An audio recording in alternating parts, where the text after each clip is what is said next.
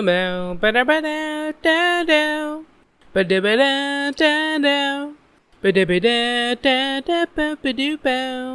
everybody, and welcome back to a brand new episode of the Not Tuah podcast. I'm your host, and this is episode number 33, I believe. 33, that sounds right. Before we get into it, I should probably address the elephant in the room. I do have a bit of a sore throat, so my voice is kind of fucked. Honestly, doesn't even sound like me. But yeah, so it's episode 32. It is 1:11 p.m. on the 14th of June 2025 Indian Standard Time. So I'm back. I was on a little trip, cheeky little vacation. Went to Dubai. And I guess I don't really have much else planned for this episode, so I guess I'll just tell you about my trip. And also, it's gonna be a bit of a shorter episode because of said sore throat. Let me move the mic a little bit. Okay. So yeah, Dubai was fun. I guess I'll look up like the pictures and then I'll describe everything that happened based on the pictures. Okay. Is this? What the fuck is this? I have some stupid ass pictures on my phone. What the hell is this? Oh no, okay.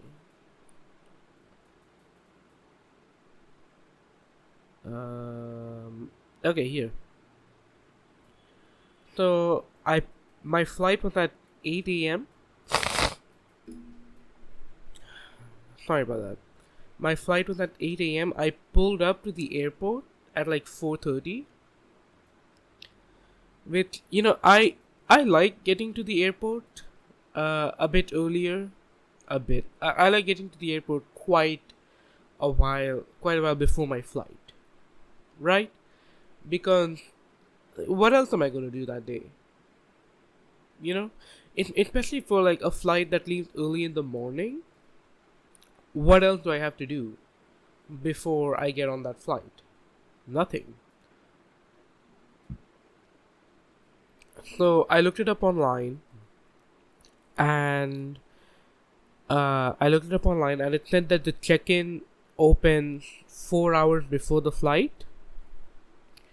So I got to the airport 4 hours before the flight, and I was like one of the first people to check in, which is pretty nice. And I don't know if it's because I was such an early check-in, but I got a window seat. Window seat there and window seat back. Because I also checked in early on my way back. God, being sick is really not a conducive podcast environment, is it? Anyways, shit. Okay. Anyways, so yeah, I sat at the airport, did some plane spotting for the first time. I just downloaded Flight Radar, and I was like constantly scanning the runway and then staring at my phone, and then scanning the runway and staring at my phone. But yeah, anyway, so I do have to say, I think, and if you listen, if you know me, I love talking shit about India, right? I fucking hate it here and I can't wait to leave. That being said, Hyderabad airport is actually pretty good. It's actually one of the better airports that I've ever been to. And I've been to a couple airports, not Not a huge number, but I've been to a couple. And I think Hyderabad airport might be the best. Definitely the smoothest experience I've ever had. Um, so yeah, so we left. Our departing flight was on time. We left. We arrived in Dubai. I think there was. I think that maybe there was like a school trip or like a college trip. Um, on my flight because the whole flight was basically full of college students. Um, we had a couple like boomers, old heads, but the rest of them were mainly college students. They even had like their backpacks, school backpacks, which even I had my college backpack because it's the only other bag that I have.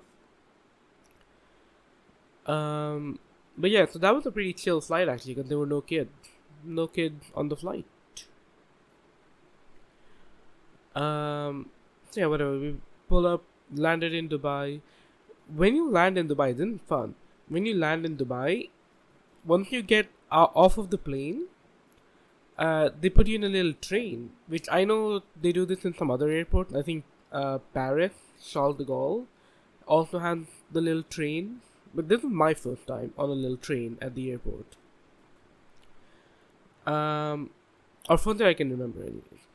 Um, so yeah, they put us on a little train. But okay, here's what I think happened.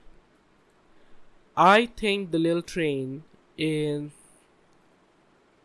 like psychological, right?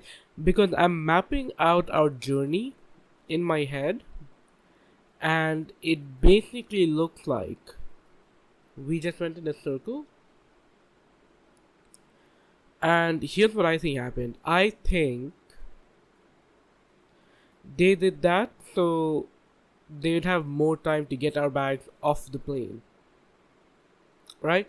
Because normally when you leave a plane, you go straight to immigration and then you go to like your baggage collection,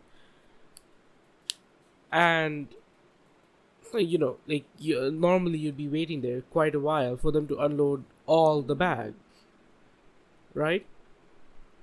Um, or like by the time you get there, the first couple bags are out, but you can see that they're still unloading more bags. Like you can see them enter the belt. So I think they purposely made it go on a bit of a circuitous route, in order to ensure that all the bags are out by the time we get to the baggage collection area. Um, Immigration was pretty easy.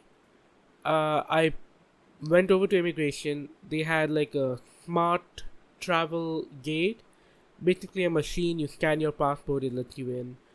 And all the like airport staff, all of them were telling us to go to the machine. So I was like, okay, well, I guess I'll go to the machine. Went to the machine, scanned my passport, and it was like, nah, you're not getting in, bitch. So I was like, oh, I mean, fuck. What's wrong? What's wrong? So I went back to the staff member. I was like, hey, bestie, the machine is not letting me through. Any idea what I'm supposed to do now? And he was like, oh, is this your first time in Dubai airport? And I was like, yeah, this is the first time. And he said, no. That machine is only for people who have already been to Dubai airport. If this is your first time here, you gotta go to the like immigration desk. Which like, you, why didn't you tell me that before? You know? Do you just assume that everyone's already been to Dubai? Well, I have, but I used to come here by road. This is my first time flying in. But anyways, I went to immigration. They didn't even look at my visa. They just took my passport. I guess they have a little thing where you can like look up a passport and you can see if they have a visa issued. Um, so yeah, that was fine. That was fun. That was chill. Just took my passport, scanned it, and it was like, okay, welcome to Dubai, brother. and he handed me like a SIM card, which was crazy. I don't think I've ever seen that happen. At immigration, they handed me a SIM card, with like 10 gigabytes data free, and I didn't use it because I didn't know, and I bought like a 900 rupee roaming pack when I was in India. 900 rupees is a substantial amount. I bought a 900 rupee roaming pack when I was in India, and I thought the pack that I was buying, I thought it was gonna be 1 gigabyte a day, because that's what they do with like the normal phone plans that we have in India, 1 gigabyte a day. So I thought it was gonna be 1 gigabyte a day, and I bought that plan. Turns out no, it's 1 gigabyte total. Like I bought the plan for a whole week, and they gave me 1 gigabyte to stretch out over the whole week. Which were like, excuse me? That was crazy. That was crazy. I think next time I travel, I'm just gonna try and get like a local SIM card, maybe. Even if they don't hand me one at immigration, I can probably get one at the airport. Anyways, what was I saying? Right, okay. I collected my bag, and this was a bit of a shocker to me. There is a fuck ton of alcohol in the UAE. I just kind of assumed like all the countries in that area would have like a blanket ban on alcohol.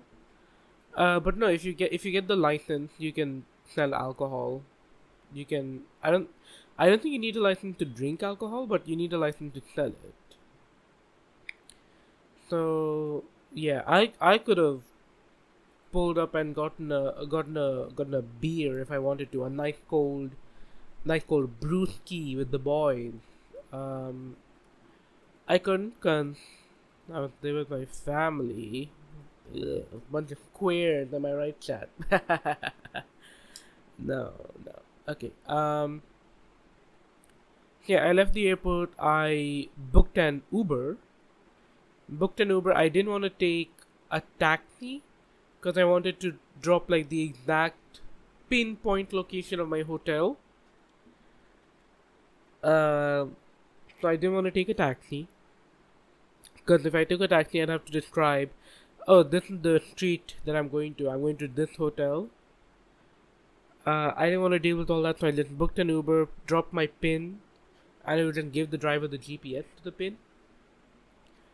And I went over to the Uber area of the airport. But my fucking Uber was a Tesla. First time I've ever been in a Tesla, and it was an Uber. So that was a bit of a scary start, sitting in a Tesla. It wasn't a Cybertruck though, so I think we should be fine.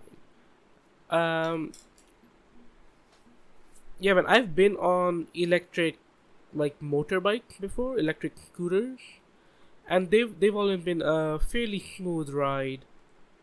And so the Tesla was also a pretty smooth ride. No complaint. Look, I like electric vehicles. I think they're a good idea. I just don't like who's at the forefront of them right now. You know. Okay. What else? Right. Okay. So I pulled up to the hotel. I called my mom because I was meeting my mom at the hotel, or I was meeting the rest of my family. But I called her, and I was like, "Hey, bestie, I'm at the hotel. Can you give me some cash so I can pay this guy because he doesn't take card?" So my brother came down with the cash. He was 20 dirhams short. Dirham is the currency over there. He was 20 dirhams short. So I had to fork over my valuable souvenir 20 dirham note that I keep in my wallet. In my wallet, I have like a collection of foreign currency. I have like a US dollar, I have a Saudi riyal, I have a euro, and I used to have a 20 dirham note, which now I don't, because I paid for my Uber with that. So yeah, that's depressing. That's sad. Went up to the hotel room. Gret the fam. Passed in to greet Gret. Gret the fam. Hotel room was pretty nice. We had two beds and a sofa bed. So I obviously had like the bed in the corner, the one with the view. Um, and then like my younger brother, he had the sofa bed. Cause fuck him. No, I'm joking. I'm just joking. Yeah. So we went. And then we went over to the pool day one, which was crazy. Like, hey man, fucking, I just got here. But no, we went to the pool. Pool was fun. It was good. It was warm, which is not what you'd expect from a pool in a desert country. You'd expect it to be cold, like temperature control. You'd expect it to be, cool down a bit. But no, the pool was warm. It was nice. I've never formally learned how to swim, but I think I can like tread water. If I fall into the deep end of the pool, I can clamber my way to safety. Basically, is what I'm trying to say. Which is good for me, cause not being able to swim was always kind of a bit of a like, bit of a situation for me. Uh, it's good for me, good for me. Um, and then did we do anything else that day? We must have. Um, I don't know where we would have gone though. I think we went to the gold market, or was that day two? No. Okay, yeah. So day one we went to like the gold market. The gold market is pretty fun. It's like it's on the coast of Dubai, and there's like a little river that pokes into the city, and so the market is built up on both sides of the river, and you take like a boat, and you use the boat to like travel throughout the market. That was pretty fun. We didn't buy anything there, but we did get to see the world record biggest piece of gold jewelry. It was basically like a suit of armor, essentially. And I don't think it was for sale because it was just like hanging in the shop window, so I don't know why they made it. Maybe just publicity. That's a pretty expensive publicity stuff. But I mean, there were people lined up to take photos of it. So maybe it worked. Maybe it worked. I don't know. Yeah. So that was day one. Day two. Oh, sorry, that was day zero. Day zero is the day I landed. I keep keep fucking that up. Day zero was the day I landed, which is then quite a lot of activity for someone who just traveled a fair amount. But I'm young, I'm hip, I'm spry, so it was no problem for me. I don't know how my parents did it, cause they just drove fucking 10 hours from Riyadh. When you think about it, our travel times were pretty much the same. Cause my flight was 4 hours, and I got to the airport 4 hours before the flight, and the airport is an hour and a half away from my house, so 449 and a half. I I was traveling 9.5 hours, and then the drive from Riyadh to Dubai takes 10 hours. So my parents were traveling for 10 hours. That's crazy. That's kind of crazy. Um,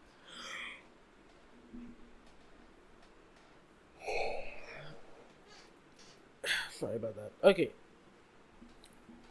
so day two we visited this. Sorry, day one. My first full day in Dubai. Oh shit! Yeah, I gotta mention. Oh no. Day zero we did eat like actual Arabic food, so that's not an issue. Day one we went to the Dubai frame, which, if you don't know what that is, as I assume you don't, it's a big golden rectangle. It's like hollow in the middle. It looks like a picture frame. And if you look through the frame from one side, you see all the like skyscrapers and shopping malls. You see like the rich, modern Dubai. But if you look through it from the other side, you see, all the normal houses, the low buildings. You see like the old city of Dubai. So I thought that was pretty fun. One thing I would recommend is that they set up like viewing platforms a bit of a distance away from the frame, because from where we were standing at the base of the frame you couldn't really see anything, right? um they did have like a viewing platform up at the very top, but like I want to see everything sort of captured within the frame. I don't want to see it out of a window. I want to see it within a frame. Right, that's like the whole point of the building, I thought. So yeah, that's what I would suggest. I would suggest building up some viewing platform, maybe like across the street, perhaps. Yeah, that's what I would prescribe to the management of the Dubai frame. Build some viewing platforms. Um, and then after that, me and my two brothers, the one that I'm sharing a room with, we went to the Museum of the Future. It's not a hollow building, not a hollow building, but it's like outline. They do it's another thing. They built like a circle. So the inside of, oh, I guess it's more of an oval. They built an oval, and so the middle of the oval was like empty, was hollow. So they like doing that, I guess, for some reason. So yeah, the Museum of the Future, that was pretty cool. It was a bit confusing. Because we walked in, we bought our ticket, and then we didn't know where to go. Because, okay, so when you buy the tickets, you have like the normal package, the Broke Boy package, and then you have the Pioneer package, which I think all that done in give you like 50 dirhams credit for the merch shop. Oh, and I think it's like valet parking or something. I don't know. You're supposed to book your ticket before you get there, but we booked our ticket right when we were there. So yeah, I think that just the Pioneer ticket just get you 50 dirham store credit and valet parking. And maybe a complimentary drink? I don't remember. It wasn't that big of an upgrade from the normal ticket, is all I'm trying to say. Um, so yeah, so because there was a thing called Pioneer ticket, and then we got there and we saw a door that said Pioneers, like Pioneers through here. I thought, okay, that must be for the Pioneer ticket. Maybe that's where you get your complimentary drink. So I didn't know that, so I went. I like took my brothers along, and we went some fucking where else. I don't know where the fuck we went. It even like it's like almost like a backroom situation where we ended up. Yeah, we couldn't find the entrance to the museum, so we asked someone, and they're like, "Yeah, man, let's go through the fucking Pioneer door over there." It turns out everyone is a pioneer. If you have a ticket, you're a pioneer. GG. So we went to the thing, and we were at like we were in a rocket. That's what it was like all designed to look like. We were in a rocket, and this was supposed to be the rocket that Dubai launches in the year 2072. So they've got some time to get working on that. But yeah, so it was like a vision of the future. This is what Dubai is going to be up to in 50 years. We're going to have rockets going to space, I guess.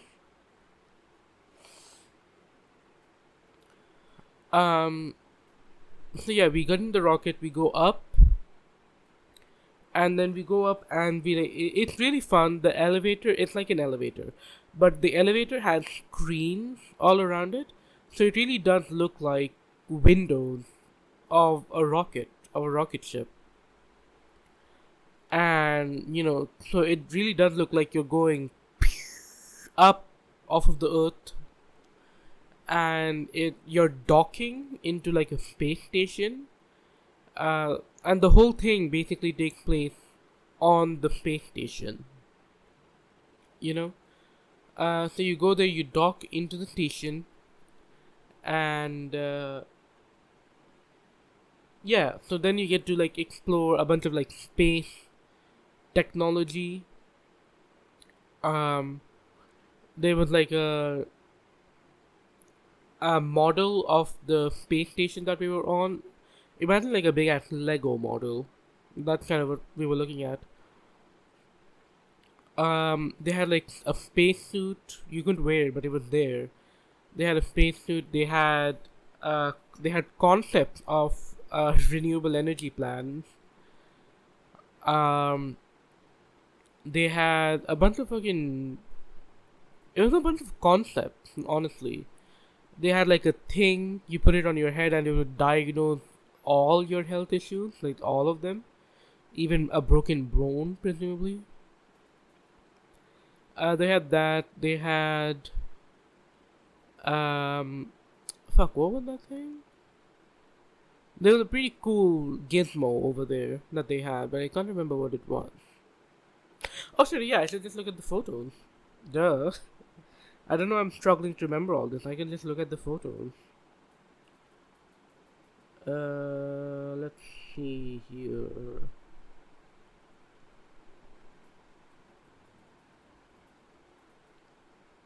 Show me the gizmo.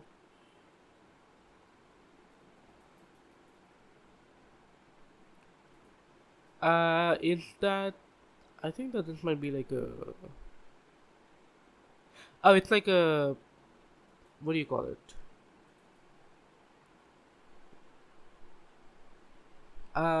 I guess the closest thing.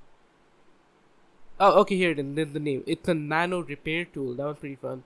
You know that scene in Avengers Infinity War where there's like a hole in the spaceship and Iron Man sprays some shit out of his hand and it like fixed in the hole in the spaceship? That's pretty much what they had. The nano repair tool. That was pretty fun. I like swipe-ogged when I saw it. So yeah, that was fun. And then there was another section where you like take a photo. There's like 3 cameras set up, and you take a photo, and it puts you in a spacesuit on the mission. So that was cool.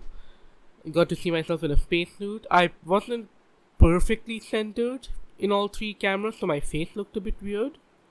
But it was still pretty cool seeing myself in that. Then the next floor you have the like bio room or something.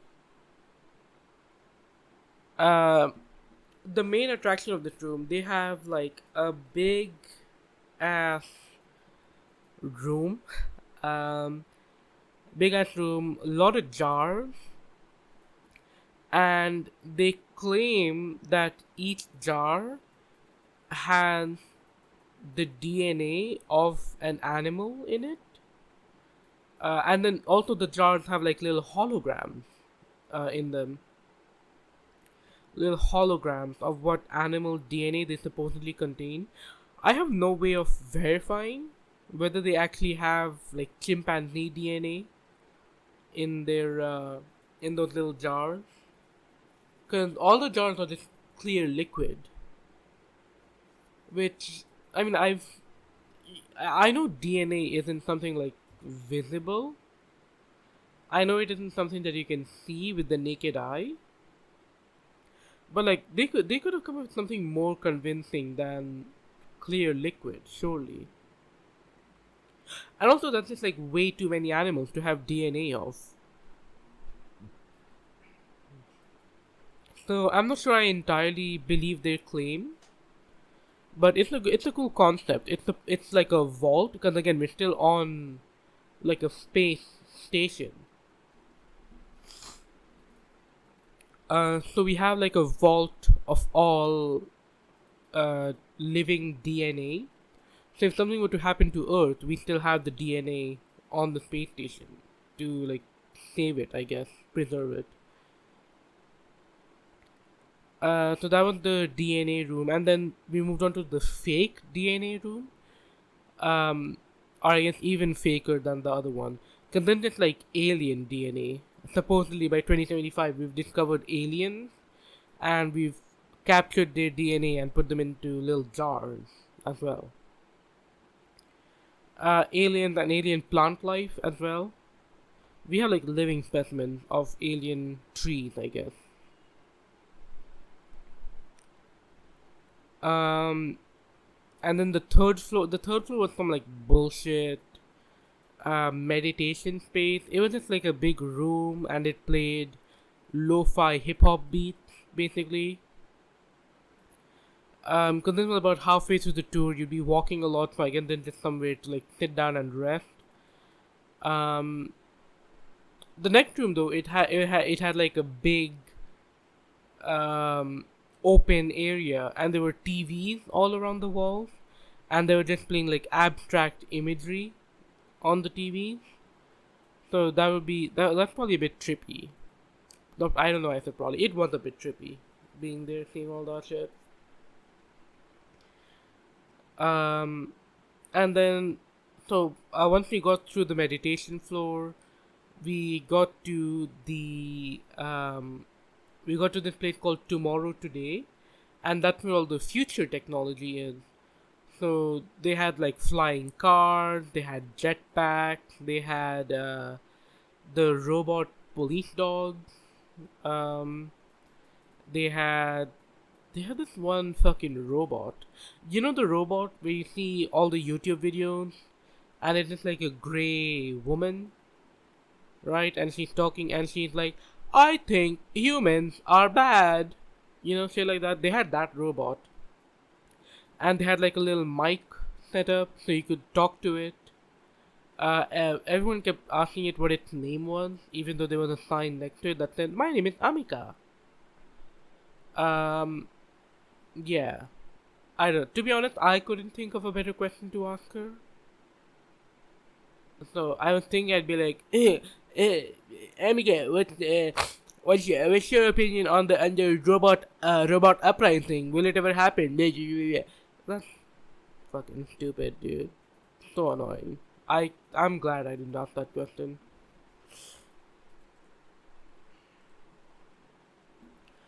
Um, yeah. Anyway, so after that, we queued up in the void. There was no other description. They literally just said the void this way. So we were like, what the fuck in the void? So we got in line for the void. That was the big ass line. Took us maybe like 20 minutes to get through it. Turns out the void, it's just like you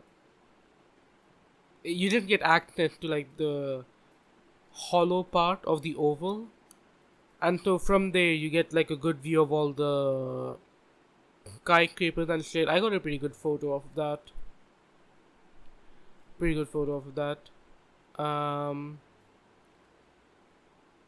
So yeah, got a pretty good view of the skyscrapers and all that shit. It was really just for photos. That's the whole reason why they built it. Um. So yeah, hang on. I'm trying to see.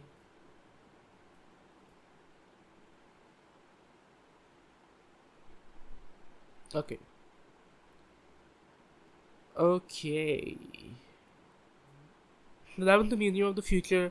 Highly recommend. If you're gonna go to Dubai, I highly recommend you pull up to the Museum of the Future.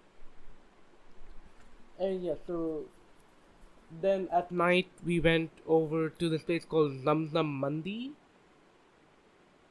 Um, it's it's Mandi. Nothing too special going on there. Day two we went to the desert. there's like a little camp in the desert. You go to a random spot just off of the highway, on the outskirts of the city. Just pull off the highway at some point, and then a guy comes and he picks you up in an SUV, in an SUV, and he like drives you around on the dunes, and he does like the stunt driving pretty much. He's like jumping and shit. Um, so yeah, and then you pull up to like a camp area. It's basically a stage and then a bunch of like seating area, and then there's food in one corner. Um, so yeah, and then on the outside of the camp you have like camels, and you have the buggies, the ATVs. So I went on the camel. The camel was actually fucking quite scary.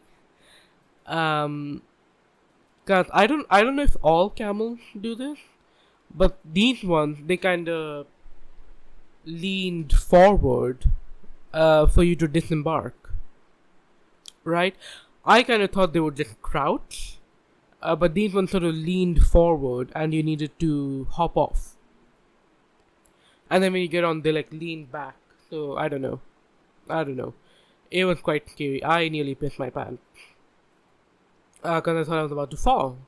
The camel is really quite tall. You are very high up when you're on a camel. So I did the camel, got some baller ass pics, and then I did the ATV. The ATV, it's fun. They had like a big, nice open area. And then there was a bit of a jump set up at the end. So I went and I did the jump a couple times. I don't think I ever caught any airtime, even though I was going at it as fast as possible. Never got any airtime. I don't know if that's just because I'm fat, or if the buggy is too heavy, the ramp is too small, the speed is too low. I don't know what.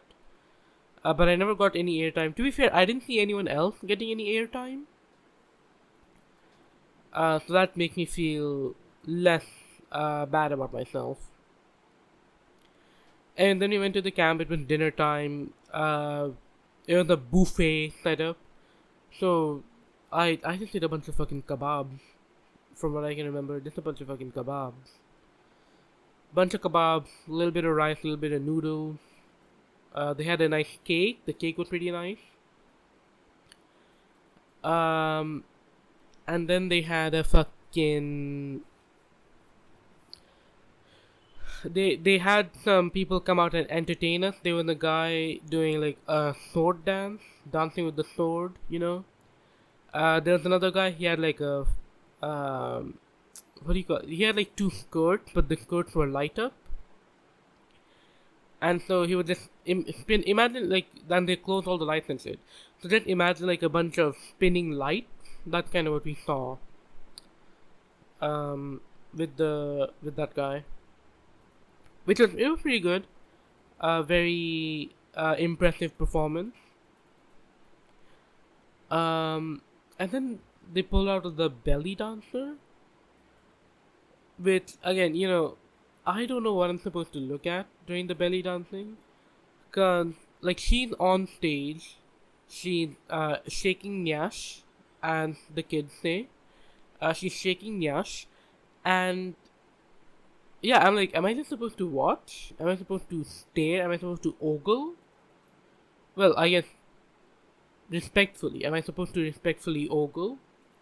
I can't do that, dude. My fucking mom is right there. My parents are right there. I'm supposed to be a sweet little cinnamon roll who doesn't know what sex is, right? I can't be popping a boner, right? So I was kind of looking at fucking anything else. I hope that she didn't take it as like a sign of disrespect. Ma'am, if you're watching this, it was a very impressive performance. It's just, I was there with my fam. I was there with the fam squad. So it was a delicate balancing act, because if I look too much, it's a bit creepy, it's a bit weird, I feel. But if I don't look enough, and my mom notices that, she might think I'm gay again. We've already been through that. It was a whole ordeal. Um. So yeah. Anyways. Yeah, that took pretty much the whole day. Got back to the hotel room. Got back to the hotel room and I watched the Summer Game Fest with Jeff Keighley. I was waiting for the Persona 4 announcement. Persona 4 remake announcement didn't happen. Did not happen. So that was day 2. Day 3. Was this my final day? Okay, this is the final full day in Dubai. Yeah. So day 3. In the during the day we didn't do much, but at night we went over to the Burj Khalifa. The Burj Khalifa there's like a mall attached to it. So we actually went to the mall, but from the mall you could see the Burj Khalifa. And it really is like a huge fucking building. Um, it's impossible, I think. It's impossible to capture the scale of it on your phone or on a camera. I think you really truly do need to go look at it in person to understand how fucking tall it is. Oh god. Um, that was an experience for sure. Um, so we walked around the mall. The mall, dude. The mall was too expensive. No matter where you look, I think this is my complaint with just commerce in general. But no matter where you fucking look, okay, no matter where you look, there's fucking high-end boutique clothes shop. That's like all they sold were clothes in that whole mall. They sold clothes and clothes. There were a couple food shops in there. Natch. Um, there are more clothes. There is a lot of clothes. It was a lot of clothes, high-end boutique, fashion designers. I've never even heard of some of these people. So that's how you know that's like rich people clothes when you never even heard the name. Um. So yeah, that was the mall was fun. Unfortunately, after the mall, we went to an Indian restaurant, which it just never makes sense to me going on vacation and then eating the same shit you eat at home all week. I don't know, man. If you're gonna go on vacation, I say you should eat like the local cuisine. I feel like that's pretty obvious. But no, we went to another Indian restaurant. Whatever. Then we went to like an aquarium. There was an aquarium in the mall. Um, yeah, I mean that's about it. There was a big ass aquarium in the mall. They had some scuba divers in there, and they were advertising something called the Mermaid of Arabia. That's basically like you pay an obscene amount, and they put your kid in a mermaid costume, and they let them take photos with the fish. That's about it. Um, so yeah, that was all fun and dandy and nice and cool. Um, and then the last day, day 4, um, my flight was at night, so I had the daytime kind of free. And again, check-in opened 4 hours before my flight. So that was at like 6 p.m. So I had most of the day free. We went to another market in the old city of Dubai. I went to another market. This one was more like clothes than it was gold. They were selling abayas and shit. It was mostly abayas or burqas for my English listeners. Burqas. So my mom got some to like give to people, and then she got some for herself. Blah blah blah blah blah blah blah. and then on the way back, I got to buy some of my shit. I got a 4 pack of Cinnabon. Shout out Cinnabon. Cinnabon, if you're listening, you can sponsor me. I will yap. I will yap for as long as there's people listening about how much I love Cinnabon. Got a Cinnabon 4 pack because it was the largest that would fit in my bag. Um, or like my suitcase, I should say. Largest that would fit in my suitcase was the 4 pack, so I got a 4 pack. And then I got a Burger King chicken steakhouse meal, which I like Burger King, or no, just needlessly positive. I don't dislike Burger King.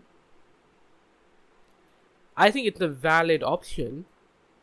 I just think there's better places to get burgers.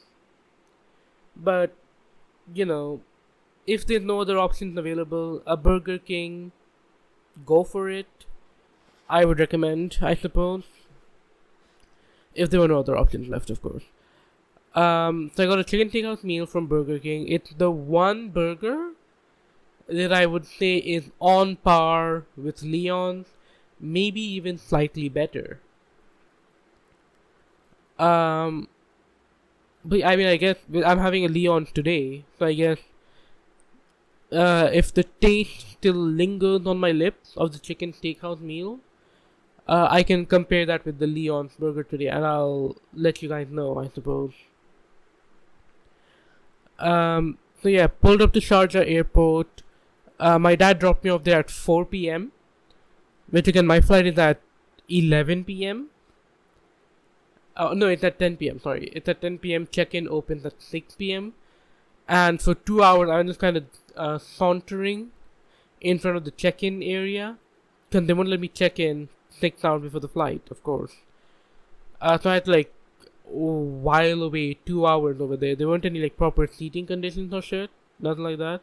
Dude, Sharjah airport low-key kind of sucks. Sharjah airport sucks. It's a confusing layout. The staff are needlessly rude. There's not enough seating. It's a bad airport. If you're ever gonna fly out of Sharjah airport, the one good thing I can say about Sharjah airport is they have, from what I can tell, free unlimited Wi-Fi. That's probably the only reason I stayed sane during that 6-7 hour wait for my flight, because my flight was delayed. It was delayed by an hour and a half, I think. So that's the only way I managed to stay sane, was because of that free unlimited Wi-Fi. You don't even need to give them your phone number or anything. That's free. Take it. They do block it in the bathrooms. I think they don't want people sitting on the toilet scrolling TikTok, but they do block the Wi-Fi in the bathroom. Okay. Yeah, I guess that's about it. I feel like my sore throat has sort of improved over the course of this episode. So, that's nice. This has been episode number 32 of the Not Tuah podcast. That's Not Tuah, Nottuah. I have no affiliation with Haley Welch or the Talk Tuah podcast team. Is that still going? No idea. Thank you all for watching. Thank you all for listening. I've been your host. And I will see you all next time. Bye bye, everybody.